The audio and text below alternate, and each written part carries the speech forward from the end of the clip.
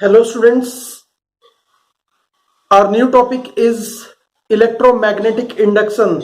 This is unit number 4, electromagnetic induction and AC. The board weightage of this unit is of 8 marks. This unit contains two chapters 6 and 7. Chapter 6 electromagnetic induction and chapter 7 alternating current. दोनों chapter का combined weightage 8 number का है board में. तो today we are going to start our new topic, new chapter, chapter 6 electromagnetic induction. Before starting the exact topic electromagnetic induction, let us know about the basic, that is the magnetic flux. किसी भी electromagnetic induction का जो basic phenomena है वो है flux change. तो what is flux? Magnetic flux. Magnetic flux is the total number of magnetic field lines passing through a surface. Normally किसी surface से 90 डिग्री पर अगर परपेंडिकुलर मैग्नेटिक फील्ड लाइंस गुजरती हैं तो जितनी ज्यादा मैग्नेटिक फील्ड लाइंस उस सरफेस से गुजरेंगी उसको उसका फ्लक्स उतना ही ज्यादा कहा जाएगा. तो magnetic flux is total number of magnetic field lines passing through a surface. Normally magnetic flux is a scalar quantity. एक स्केलर क्वांटिटी है. Let us assume that there is a surface whose area is A and the area vector means the perpendicular drawn on the surface is vector A. Suppose few magnetic field lines representing magnetic field B is passing through this surface at some angle theta. किसी angle theta पर. तो ये theta के साथ हम एक component break करते हैं मैग्नेटिक फील्ड का and that component comes B cos theta. इस डायरेक्शन में जो कंपोनेंट आएगा वो आएगा बी कोस थीटा. यानी total magnetic field flux passing through this surface normally will be what? B cos theta. और जब इसको इसके एरिया से मल्टीप्लाई करेंगे तो दिस बिकम्स मैग्नेटिक फ्लक्स. तो magnetic flux phi equal to B A cos theta and we can call it vector B dot vector A. तो किसी भी सरफेस पर magnetic flux vector B dot vector A से represent किया जाता है. इसको अगर मैं एलाबोरेट करता हूं तो B phi equals to B A cos theta. Here theta is the angle between magnetic field lines and the perpendicular vector drawn on the surface. Now अगर मेरा सरफेस नॉन प्लेनर है, लाइक एक ऐसा surface है जिसका area में direct calculate नहीं कर सकता, नॉन प्लेनर सरफेस है. Like suppose this is my wrist. इस रिस्ट पे मैं कोई भी एक पॉइंट ले लेता हूं तो generally I am not able to tell what will be the area. There is no direct formula, I have to integrate it. तो अगर कोई नॉन प्लेनर सरफेस है जिसका कोई प्लेनर एरिया नहीं है तो मैं इसके ऊपर एक छोटा सा एलिमेंट मानता हूं एरिया का, that I call small element of area, जिसका एरिया मैंने डी ए माना. और इसके ऊपर एक परपेंडिकुलर मैंने ड्रॉ कर लिया, यानी ये होगा इसका परपेंडिकुलर वेक्टर यानी एरिया वेक्टर. तो वेक्टर डी ए. अगर मैं मान लूं कि यहां से मैग्नेटिक फील्ड बी पास हो रहा है at some angle theta, then flux of this small element of area is D phi. छोटा सा फ्लक्स होगा is B times D dot vector B dot vector D A. और अगर मैं इस सरफेस का नेट फ्लक्स मानूं, पूरे सरफेस का नेट फ्लक्स कैसे आएगा, तो मुझे इंटीग्रेट करना पड़ेगा फाई को over this D phi. Area integration इसका होगा तो इसको हम कहते हैं एरिया इंटीग्रेशन. एरियल इंटीग्रेशन मुझे करना पड़ेगा और ये होगा phi equal to integration B dot D A. अगर ये सरफेस हमारा कहीं क्लोज्ड भी है, क्लोज सरफेस भी है, तो उस पर्टिकुलर केस में this integration becomes a close integration. Phi equals to यानी magnetic flux equals to close integration vector B dot vector D A. This is the total magnetic flux passing through a non planar close surface. अगर मैं इसकी unit measurement करूं तो मैं unit of magnetic flux दो तरह से हम लेते हैं. पहली हमारी एसआई है एमकेएस यूनिट्स, दूसरी हमारी CGS units. MKS unit of flux is weber. Flux की एमकेएस यूनिट वेबर होती है जो इक्वल होती है, अगर मैं यहां से देखूं B into A, B tesla में और ए मीटर स्क्वायर में, तो 1 weber equal to tesla metre square. तो टेस्ला मीटर स्क्वायर और weber both are the same unit. ये है मैग्नेटिक फ्लक्स. अगर मैं इसकी सीजीएस यूनिट की बात करूं तो ये आती है मैक्सवेल के नाम पे. 1 maxwell is equal to gauss centimetre square, क्योंकि CGS unit of magnetic field is gauss और ओस्टर्ड and centimetre square is the unit of area in CGS. तो 1 weber equal to 1 tesla metre square and 1 maxwell equal to 1 gauss centimetre square. अगर इन दोनों का mutual relation देखा जाए, what is the relation between gauss and weber and maxwell, then it comes 1 weber equals to 10 की power 8 maxwell, या 1 maxwell equal to 10 raise to the power minus 8 weber. This is all about flux. Now flux जिसकी हम बात कर रहे हैं, अगर किसी सरफेस में फ्लक्स अंदर की तरफ आ रहा है, यानी magnetic field lines are getting in, it forms negative flux. ये नेगेटिव फ्लक्स बनाता है. बट अगर किसी सरफेस से मैग्नेटिक फील्ड लाइंस बाहर जाती हैं तो इसको हम पॉजिटिव फ्लक्स कहते हैं. कैसे? अगर लाइंस अंदर आ रही है, अगर मैं इस तरफ देखूं तो यहां एरिया वेक्टर इस तरफ जाएगा, इनके बीच में जो एंगल होगा वो ऑब्ट्यूज बनेगा, यानी एंगल 180 डिग्री का बनेगा. That will be negative angle. Obtuse angle cos में नेगेटिव होते हैं. बट अगर मैं इस तरफ देखता हूं आउटवर्ड फ्लक्स के केस में, तो ये एंगल एक्यूट होगा और कोस के सारे एक्यूट एंगल पॉजिटिव होते हैं. तो outward flux is treated positive and inward flux is treated negative. अगर किसी क्लोज सरफेस के अंदर जितनी मैग्नेटिक फील्ड लाइंस इन हुई उतनी मैग्नेटिक फील्ड लाइंस आउट हो जाएं, तो net flux bound with that surface will be zero. ये आपने गोस लॉ में करीब करीब इलेक्ट्रिक फ्लक्स के बारे में पढ़ लिया है, तो ऑलमोस्ट ये उसी तरह से. Now we come to the base topic of this chapter, that is electromagnetic induction. Electromagnetic induction. तो whenever there is a change in magnetic flux linked with a surface, an EMF is induced. यानी the phenomena of inducing EMF in a given surface by means of changing magnetic flux is called electromagnetic induction. किसी surface के साथ links magnetic flux अगर change होता है तो इस change की वजह से इसमें एक EMF, एक वोल्टेज डेवलप हो जाता है. This phenomena is called electromagnetic induction. इसमें एक इंपॉर्टेंट नोट भी है कि जो सरफेस हमने लिया है, अगर वो सरफेस क्लोज्ड है तो this induced EMF will be inducing a current called induced current. तो याद रखें, करंट हर सरफेस में इंड्यूस नहीं होता, लेकिन ईएमएफ हर सरफेस में इंक्लूड होता है, whether closed whether open. But current सिर्फ और सिर्फ इंड्यूस होगा in close surface. Electromagnetic induction was first given by Michael Faraday. Faraday ने कुछ एक्सपेरिमेंट किए to show the electromagnetic induction. Let us see what are these. Now Faraday's experiment on electromagnetic induction. Faraday's experiment on electromagnetic induction. Michael Faraday ने 3 experiment किए थे to verify induction. First experiment was induction of EMF in a stationary loop and a moving bar magnet. इसमें क्या किया है, Faraday ने एक loop लिया, करंट लूप, जिसके साथ एक बल्ब लगा दिया.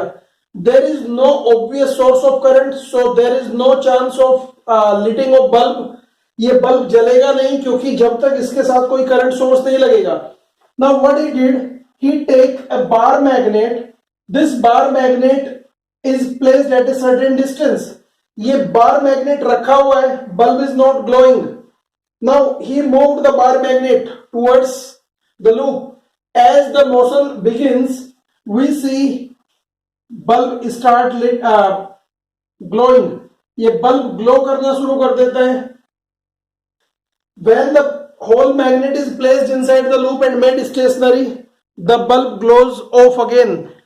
जैसे ही मैग्नेट का मोशन रुकता है, बल्ब रुक जाता है. When we pulled out the magnet out of the loop, again bulb glows. Bulb glow करता है. और अगर इस बल्ब को मैं गैल्वेनोमीटर से रिप्लेस करके देखता हूं, तो गैल्वेनोमीटर अगर मैं यहां पर रिप्लेस करता हूं तो we see during first motion, अगर गैल्वेनोमीटर का डिफ्लेक्शन राइट में था, तो जब मैं पुलिंग आउट मोशन कर रहा हूं तो गैल्वेनोमीटर का डिफ्लेक्शन लेफ्ट डायरेक्शन में आएगा. इट मींस एक तरफ राइट और दूसरी तरफ लेफ्ट, यानी डायरेक्शन ऑफ इंड्यूस करंट बदल जाती है. बेसिकली पहला एक्सपेरिमेंट जो फैराडे ने किया, उसमें एक लूप लिया जो स्टेशनरी था, इसके साथ एक करंट इंडिकेटर, चाहे वो बल्ब हो, एलईडी हो या फिर कोई गैल्वेनोमीटर हो, करंट इंडिकेटर लगाया और एक बार मैग्नेट को उसने इन और आउट मूव कराया. जब तक बार मैग्नेट का मोशन कंटिन्यू था तब तक बल्ब ग्लो करता रहा या गैल्वेनोमीटर में डिफ्लेक्शन आता रहा, और जैसे ही मैग्नेट रुका इसका बल्ब बुझ गया या गैल्वेनोमीटर ने जीरो डिफ्लेक्शन शो करना शुरू कर दिया। जैसे मैं मैग्नेट को पीछे खींचता हूं तो एक बार फिर बल्ब जलने लगता है या गैल्वेनोमीटर डिफ्लेक्शन देने लगता है, लेकिन deflection this time will be in opposite direction. अगर इस मैग्नेट को मैं इन आउट मूव करवाता हूं बहुत तेजी से, जितनी तेजी से मोशन होगा उतना ज्यादा डिफ्लेक्शन मुझे गैल्वेनोमीटर में मिलेगा, ज्यादा करंट इंड्यूस होगा।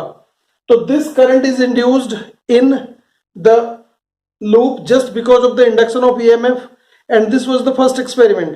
In second experiment he took the same setup, but this time he made the bar magnet stationary and moved the loop in and out. जैसे जैसे उसने मूव किया लूप को इन और आउट, तो एक बार फिर पहले जैसे फिनोमिना हो, यानी बल्ब या गैल्वेनोमीटर ने एक बार फिर करंट का प्रेजेंस शो करना शुरू किया।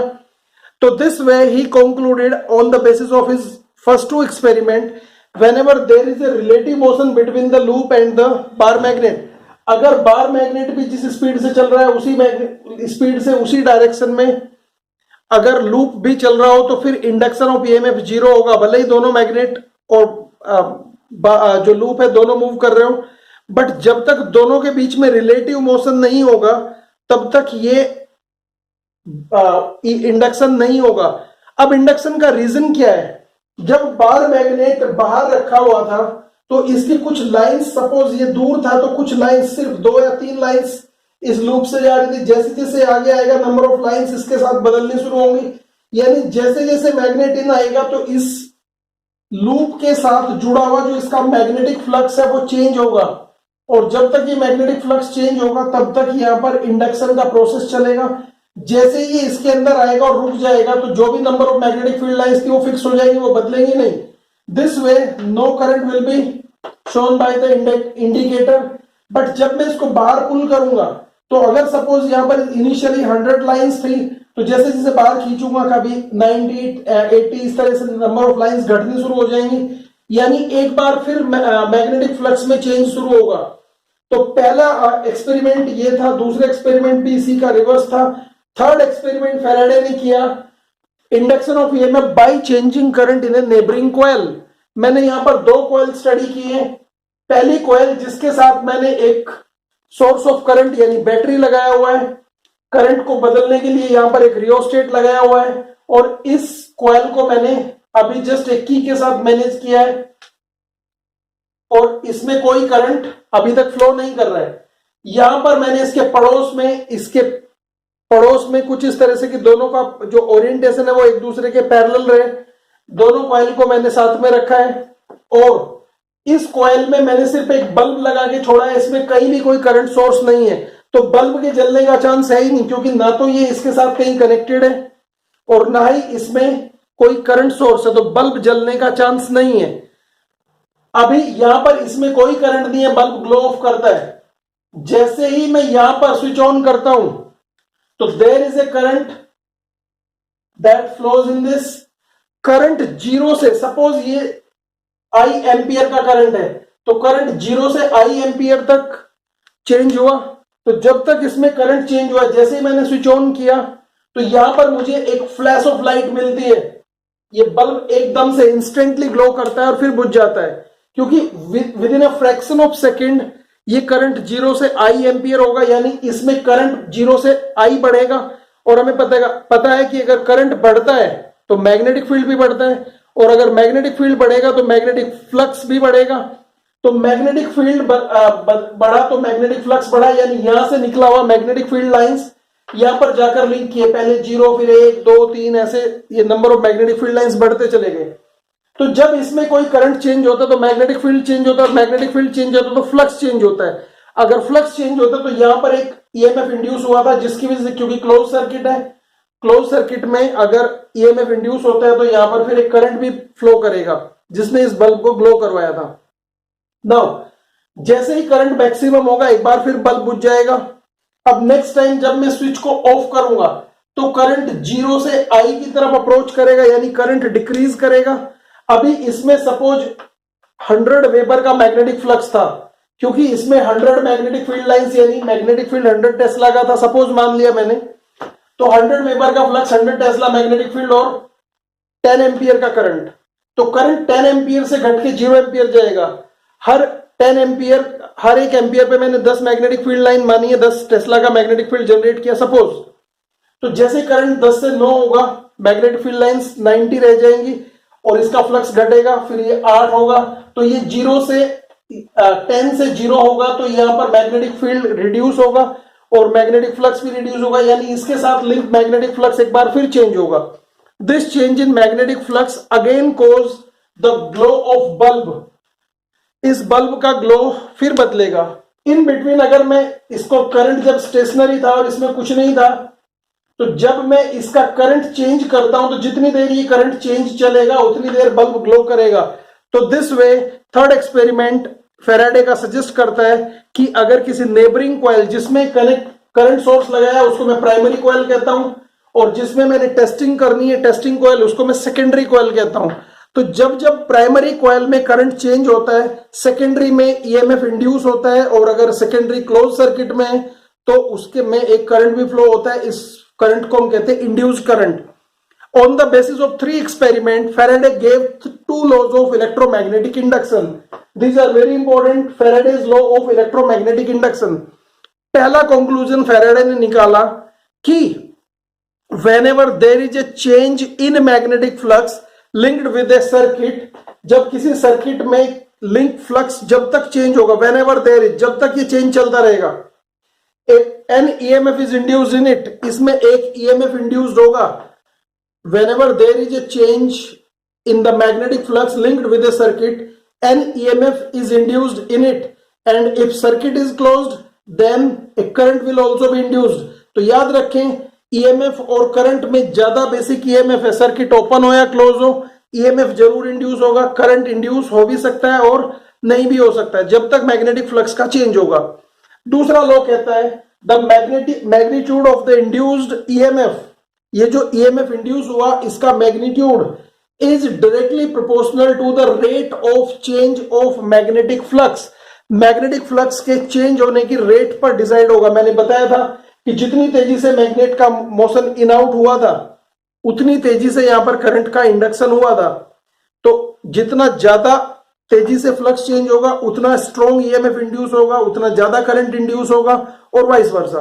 तो सेकंड लॉ कहता है कि the magnitude of induced EMF is directly proportional to the rate of change of magnetic flux. और मैथमेटिकली अगर मैं मान लूं कि इंड्यूस्ड EMF E है तो डायरेक्टली प्रोपोर्शनल होगा D phi by D T. D phi change in magnetic flux by D T, यानी rate of flux, rate of change of magnetic flux. अगर इस इक्वालिटी को, प्रोपोर्शनलिटी को इक्वालिटी में convert करता हूं तो E comes equal to N D phi by D T.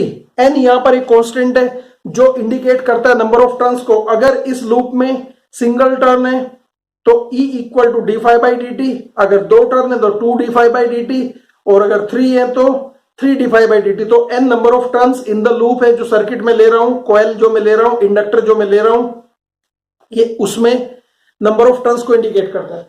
Now drawback of Faraday's second law. Faraday second law का सबसे बड़ा ड्रॉबैक ये है कि इसने ये तो बताया कि EMF इंड्यूस होगा और कितना होगा, it gives magnitude successfully, but it fails to give the direction of induced EMF। ये इंड्यूस्ड EMF किस डायरेक्शन में होगा, ये प्लस होगा माइनस होगा, यानी जो करंट फ्लो कर रहा है वो लेफ्ट से राइट जाएगा या राइट से लेफ्ट जाएगा, इसके बारे में ये करंट क्लॉकवाइज होगा या एंटी क्लॉकवाइज होगा। फैराडेज सेकंड लॉ कुछ भी नहीं बता पाता। तो this is the failure of Faraday's second law, यानी this law fails to give the direction of induced EMF. This law was corrected by Lenz in his law called Lenz law. So we come up to the next term, Lenz laws, very important term.